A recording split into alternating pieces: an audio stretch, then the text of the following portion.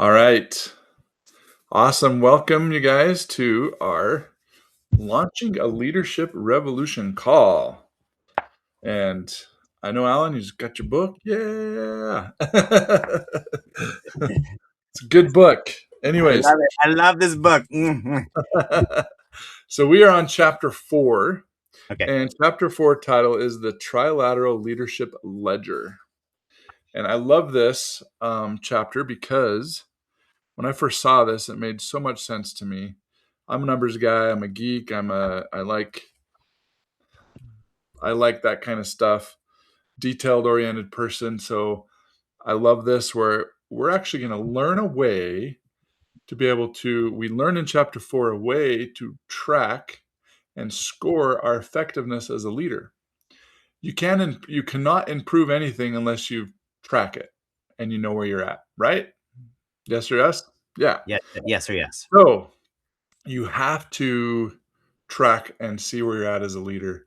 And we're going to go through that in chapter 4. So if you're in your book, you can follow along. The first page, there's a quote in there towards the bottom. It says, "You must rule yourself before you rule others." Now, I'm going to bring up some slides here. Yes, I have slides, actually, which is pretty cool. All right. So today, 20th of January, let's hit present. And hang on, let me do something real quick. One thing I wish, there we go. Okay. Let me pull it up. You guys can see that slideshow. Okay. Chapter 4, the Trilateral Leadership Ledger. Okay. So authors Mark Beliles, I think that's how you say it, and Stephen McDowell says you must rule yourself before you rule others, which makes so much sense, right? If you can't have discipline or rule yourself, your own life, how are you going to help and influence others, right? It's impossible. So we're going to talk about there's two categories of growth. So I'm going to read this going on to the next page. So as a leader, we have to grow personally. Okay. And otherwise we're not going to be a leader, right? We've got to grow. If we increase let me back up here. Okay. Being a leader's growth, it's not optional. Why? Because as a leader, your responsibilities grow and increase. Well, if your ability to influence, right, doesn't grow, and if your personal self, your abilities doesn't grow, you're not going to be able to lead, right? So growth is not optional. Okay. So here it says here, personal growth is first because personal growth is the first of the two categories in growth, which are personal and influence with others. And personal is first because you've got to be able to grow yourself before you can actually have influence on others. Okay. So personal growth is internal. Okay. It takes place at deep within a leader. Now that's all on page 94. Okay. Stephen Covey says that internal victories precede external victories. Have you heard that before from Stephen Covey? No. If you're a Stephen Covey fan, internal victories precede personal victories. So let's take, for example, if you've ever watched a skyscraper, get built? Most of the time, for a long time, you don't see anything happening. But what's happening is they are laying the work of the foundation, right? And the foundation is super important to a very tall skyscraper. Because if the foundation isn't right, then that skyscraper is going to be, is going to tip over easy, is going to not be, is not going to be solid. And so as you see a skyscraper start to build, you're long ways into the building process because most of the time, again, is spent on the foundations. That makes sense? And then you see it go up pretty quick. I remember I've watched a skyscraper and I'm like, man, that shot up real fast. I hope the foundation is good, but I didn't realize they'd already spent so much time on that foundation, right? That's just an engineering principle. So I wanted to find a video that would show that a little bit, but I didn't have time to find a video. So I will add a video and make this even better. So we're going to improve on this presentation. So we need to work on ourselves, and that is what brings us to the Trilateral Leadership Ledger. It helps us know where we're at internally and helps us know what areas we need to work on in order to grow ourselves internally, which then will lead us to be able to influence others. And actually, after this chapter, the rest of this book is spent on how a leader grows in influence. And so the 5 levels of leadership of influence is what we'll be going over in the future. But first, we got to have this foundation, right? So the trilateral leadership is made up of 3 categories. It's character, tasks, and relationships. Okay, so let's dive into character. All right, you may ask, what is character? Well, here are a bunch of words that describe character. Okay, honesty, integrity. Actually, I'm gonna let you, Alan, would you read those for us? Yeah, sure. Honesty, integrity, courage, proper values based on absolute truth, faith, a humble spirit, patient with others, discipline, self mastery. Thank you. So, what does character mean to you? Character is what a leader brings. I'm reading from the book. I'm cheating. Nice. Cheating. Just Yeah, kidding. All good. It's in the yeah, book. yeah. It's an Right. intrinsic value. You have intrinsic value with it. This is because one who becomes much more important than what other one accomplishes. Okay, so your intrinsic value is more important than what you do. Who you are is more important than what you do.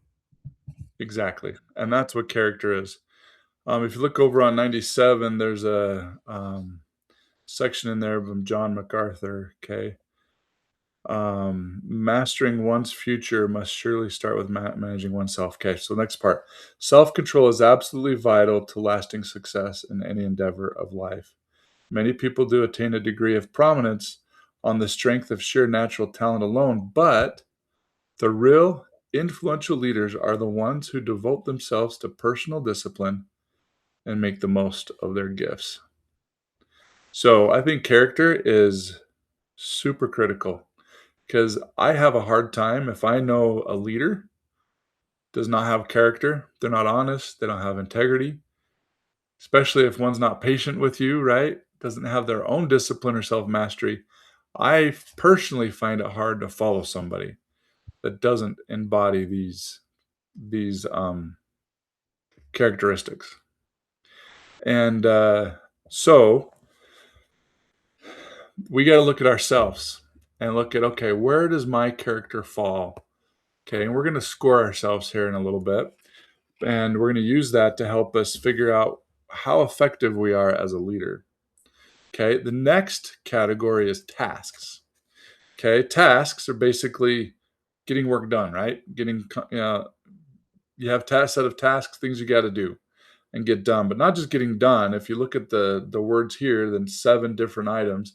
It's acceptance of responsibility, so taking responsibility of the tasks and work, your work ethic, your availability, your willingness to invest time, tenacity, perseverance, and then the execution of the tasks themselves. So that will help you understand kind of what tasks is. Okay, if we go to the next one, relationships. Okay, this is a critical one, right? If you're not good at relationships, how do you influence others, right? So relationships meaning accepting people, approving of people, appreciating people, seeing the good in people, encouraging people, caring for and about people, putting others first, seeking win-win arrangements. I love that. Helping people accomplish tasks, and we all know it, living the golden rule, right? Doing to others as you'd have them doing to you. And so each one of these are critical. So, all right, so how does this fit into the book says, how does that, oh man, did it not put it in there? It didn't put it in there. That's I got the interesting. list here. No, I got it. I guess that's as far as I went. All right. So how do you you're good. So how do you score? How do you track this? How do you like rate yourself? So let's take for example, what list you're talking about. Sorry. Oh, just I was just looking at the relationship list. Go ahead. Okay, no, I read those already. We're good. Okay. So, but we're going to dive into how do you use this trilateral leadership to really score your effectiveness? Okay, so let's look at character. So let's say we have a leader, and I'm just going to looking at page 99, right? We have a leader. Oh, darn. Hang on. Let me see if I can zoom this a little bit different. I want this to, guess we're going to do this. There we go. All right. Ooh, just a little bit less. That will work. Okay. Because I still want to get this. All right. So we have somebody as a character 4. Somebody rates them, let's say in the book it calls him Mr. A. Rates himself as character 4. Okay.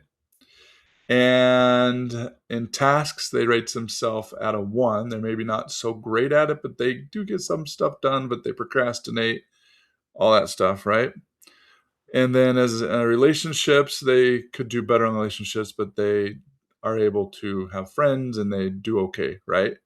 So when you score that out, you just multiply them all by each other. So let me fix this so you can see it.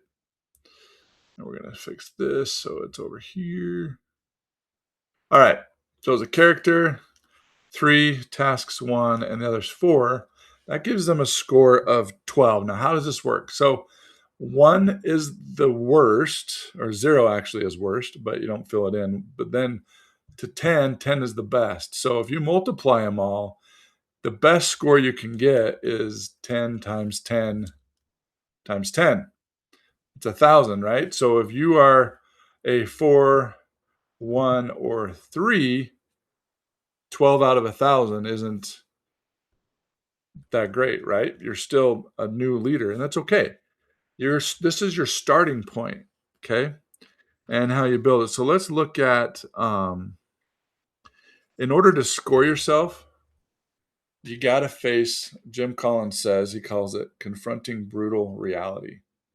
You've got to confront brutal reality because if you're not brutal where you are in your character or in your tasks or relationships, you're not really going to know where you're at, and you can't be honest about it. You got to be honest about it, right? You can't really use it as a way to score your effectiveness. So, let's take for example, okay, is this making sense so far? I don't know if you're Yeah, 100%. I love it. okay. Um, it's said a lot when, don't worry about one's weakness, focus on the strengths, and the weaknesses will come. Well, let's take this for example in here. Okay, if I am like a 0 on my relationships, and I'm like an 8 on tasks, okay, so we can say 4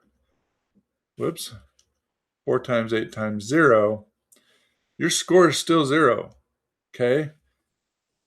That focusing on just your strengths and not working on your weaknesses, that is a false concept.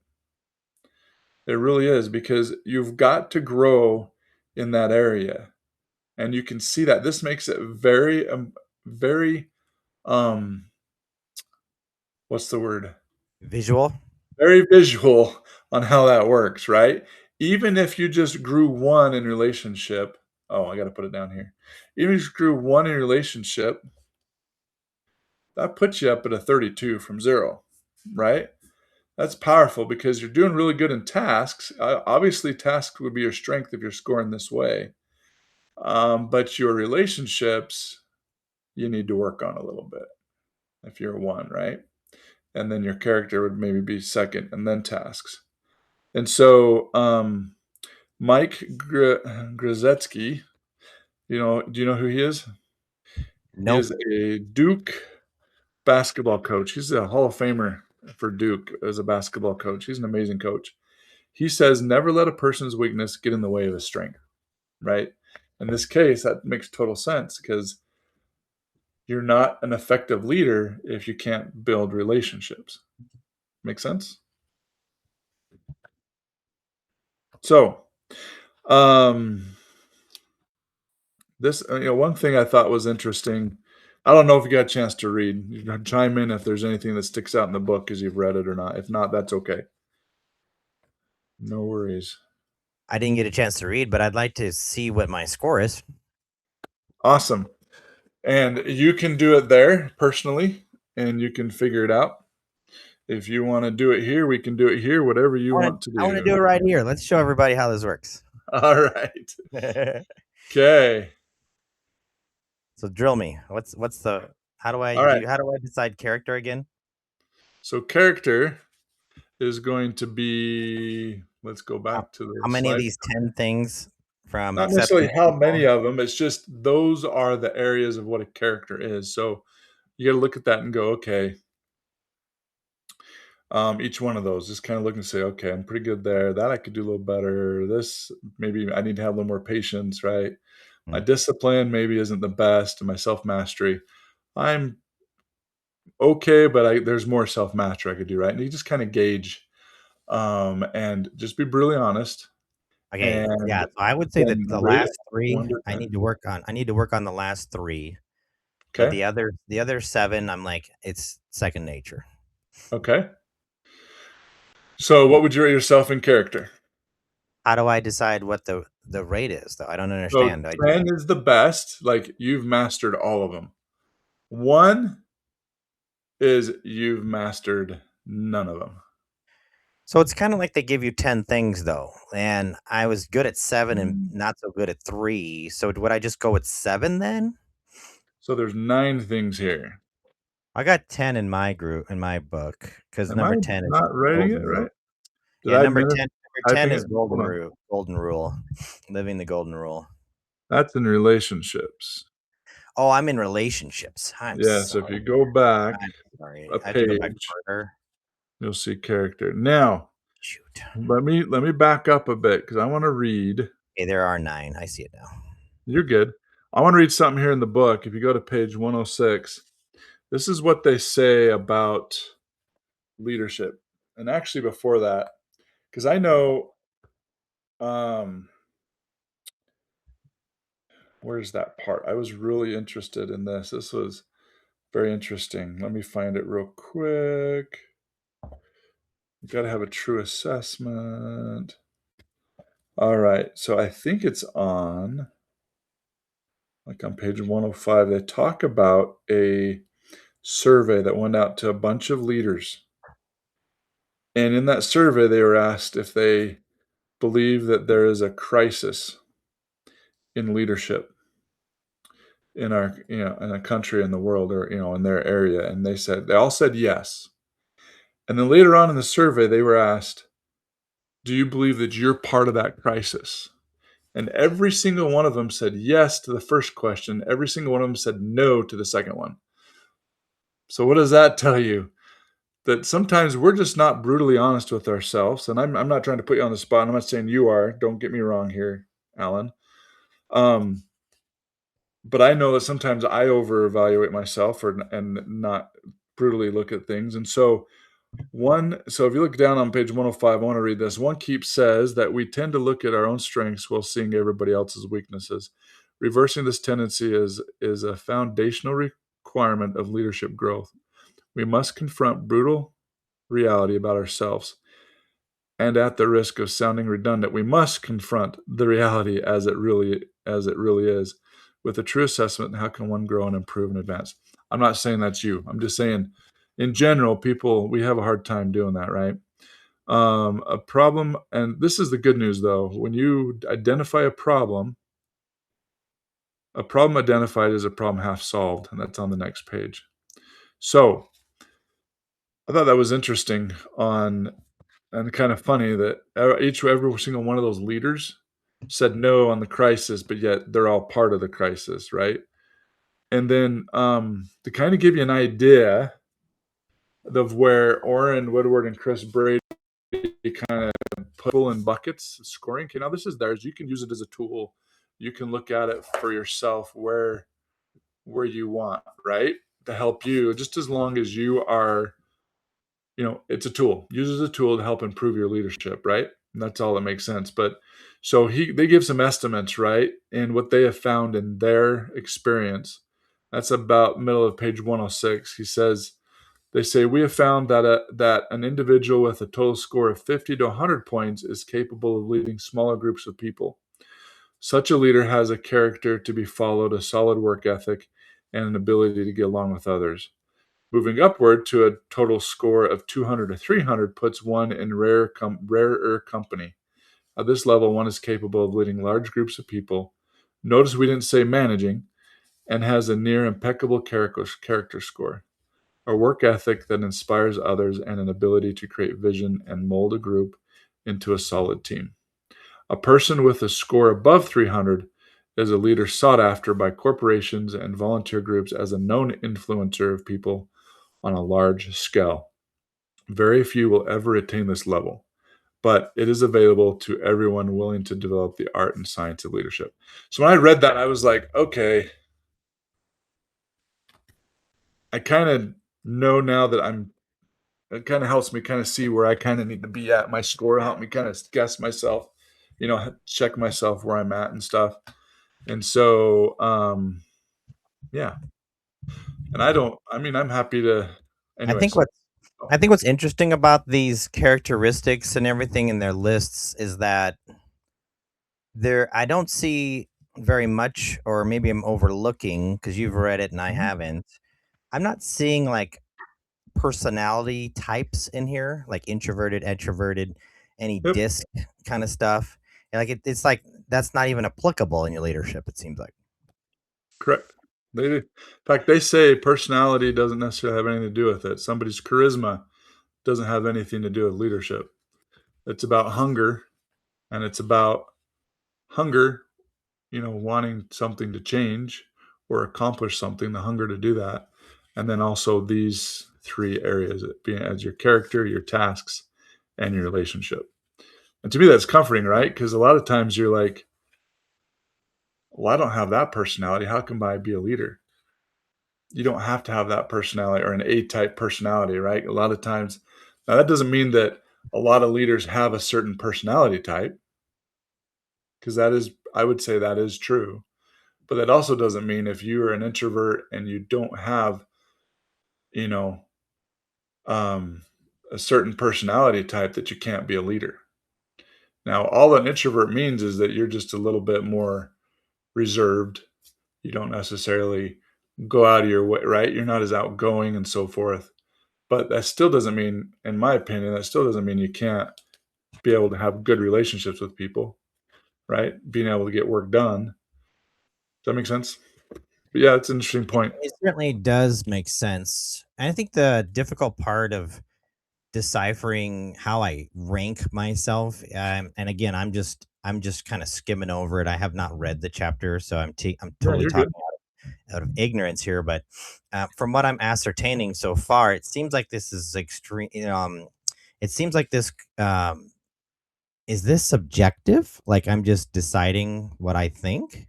Yeah, it's subjective to you for yourself, and you're deciding kind of where you're at. Now, you could take it further if you really wanted to, and you could um, send a survey or questionnaire to people. I've heard it called what is it, like a 360 assessment, um, where you ask certain people to be brutally honest and rank you where you think I am, or whoever you're asking where you're at as on your character, your tasks, and relationships. You can do that so you get more of an outside view as well, and that's where a mentor comes in too to help. Because sometimes I know I find myself as being blind in a lot of areas, and you can have a mentor help you with that too. But if it really is, it's very subjective and really based on where you think you are, unless you want to take those extra steps, right? You can. And so, like I said, it's a tool to kind of go, okay, this is where I'm at. all right, I can see that my weakness is in tasks. Okay, I need to focus on tasks and build that up, which will increase my personal or my leadership abilities and my effectiveness. So, Love it. Well, I don't want to use everybody's time up, so I'll just do it separate, and because I know you're probably coming in for a agreed. landing. So No, you're fine. We can just, we kind of went through an example. Let's just take. They have some examples here in the book, and it's also, it's personal as well, and so it's good to do it on a personal level. But I want to show you kind of some of the power of what this means. So let's say in the book on page 102, they have one in here that has. I think we kind of already did this. Yeah, we kind of do it right here. Okay. Characters for. I just removed those colors. Okay. Task is an 8. Okay. And your relationships is 1. Okay. That's a score of 32 out of 1,000. Okay. Great. You know where you're at, baseline. But if you just increase this, you can see the power of it. It's like, okay, I'm going to work on my relationships. Okay. And I increase that to 2. Well, that just it just doubled my effectiveness, right? Now I'm at a 64. I just increased my score 100%. So that's super powerful, right? If you continue to work on things, right, and get better at maybe your character, well, now I'm at an 80, right? You can see that score can move quickly. And let's see, they probably gave a better example in here too. Let's see. Oh, yeah, let's see.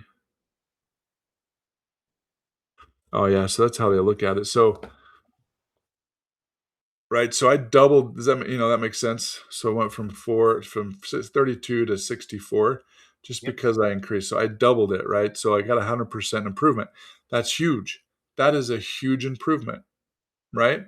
And so over time, it takes time, and you grow it and you build it. I don't know if you've ever heard, or I think I might have asked you this before, or shared this on this call. I don't remember, but if you take a penny, I'm just going to do it live here. We're going to go 1. Okay, there's a thing you ask. I like to ask people, hey, if I gave you $2 million, nope. If I gave you $2 million or $5 million, you could use either one. If I gave you that, you could take right now, or I gave you a penny, but you can't have the penny until after 31 days. It doubles every day, and you can't have it until after 31 days. What would you take? I'm gonna do the compounding interest one for sure. Spoiler. You've heard this before, right? Yeah, I've been on your So live. that's true. You have been on my live. All right. So if I take that, let's make sure I get the math right here. Okay. I'll look after day. Yeah, I think that's going right. Okay. Even at day 10, I'm only at $5.12. Are you sure you want it? That's still a heck of a lot less. Okay. Let's go to day 20. All right, we're looking better. 5,242. That's sure a heck of a lot less than $5 million, right? Or even 2 million. Let's go to day 25. This always blows my mind. Okay, I went to 167,000. I don't know. We're getting kind of close. 600. All right, let's go to 31. Look at that. It goes to $10.7 million. Hmm. Yeah, that's the power of compounding, right? Even at day 29, you're only at 2.6 million. So you're like, are you sure you really didn't want that 5 million? Well, yeah, because I know in 2 more days it's gonna double, right? Makes sense. It's the same thing as here, right? It's the compounding effect here. So I increased that by 3. Now I'm a 96, right? I increased that to 4. Now I'm 128. You can see it goes up quickly as you're growing, right? So It's the same thing as this. Compounding effect does not only work in money, but it works in your leadership skills, in your personal growth, and whatnot. So, any last thoughts, Alan? No, sir. Solid. Okay. All right. So, let's finish this off here. So, the Bible says that we will never be given more than we can handle. Okay. So, therefore, if we want more in our life, we want to make more money, we want more and stronger and better relationships in our life, then says here, therefore, if we want more, we must develop the capacity to handle more. And the way you develop that capacity to handle more is you grow personally in your character, your tasks, and relationships. And so, um, use the trilateral leadership as a way to help you see where you can grow, where your weaknesses are, and where you need to focus and work on. And I thought this was really powerful, and I've used this off and on. I need to continue and go back to using this a little bit more and to help me grow, because where you're at now is where you're at because of where you're at in your personal growth. If you want to move forward, you've got to grow and you've got to change. And so by doing that, by reading this book, it helps you grow. We're going to talk about now influence. The next few chapters, the rest of the book is about influence and growing in influence and how you can grow in those areas so your influence grows as well. So, and that is the end. That is chapter 4. All right. Thanks, bro. Thank you guys for sticking around. I hope that is beneficial and it's helpful to you guys. And yeah, so I'm going to end the recording. See you guys. Hopefully, we'll see you next week. Take care. Bye. Bye bye.